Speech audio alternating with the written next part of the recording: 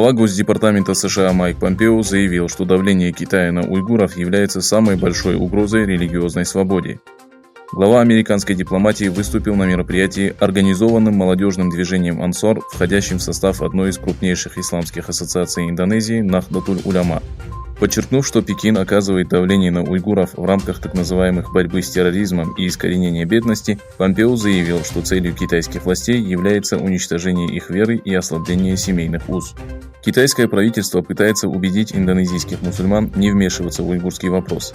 Помпео отметил, что политика Китая является самой большой угрозой для свободы вероисповедания.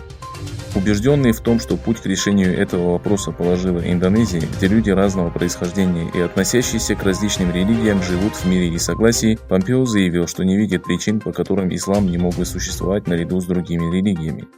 После завершения переговоров Помпео посетит Вьетнам.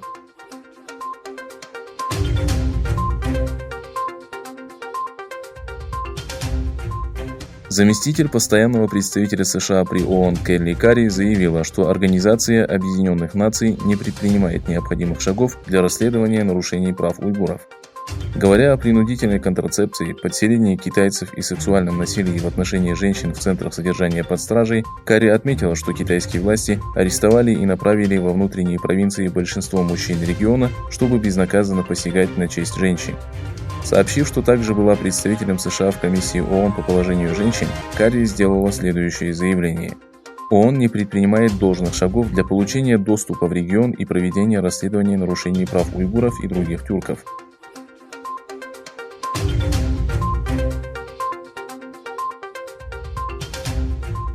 По данным Министерства юстиции США, Федеральный суд Бруклина выдвинул обвинения в работе на китайское правительство в отношении 8 человек.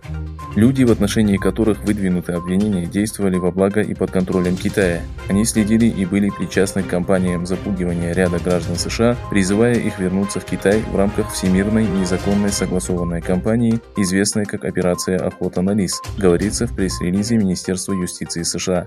Информация о дате начала суда не разглашается.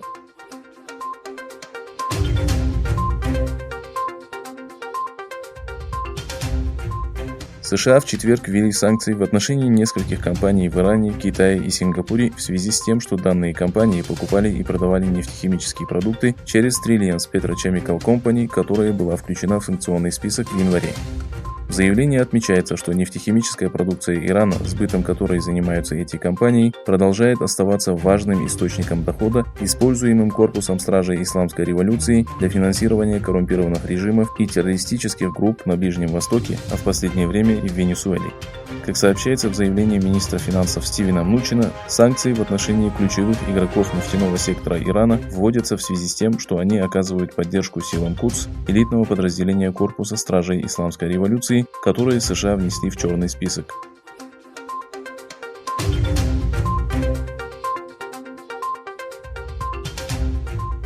Министр энергетики Республики Казахстан Нурлан Ногаев посетил одно из уранодобывающих предприятий в Сузакском районе Туркестанской области.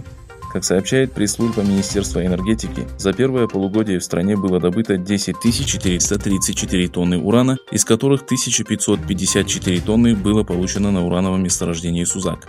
Казахстан экспортирует уран в Китай, США, Южную Корею, Японию, Индию и страны Евросоюза.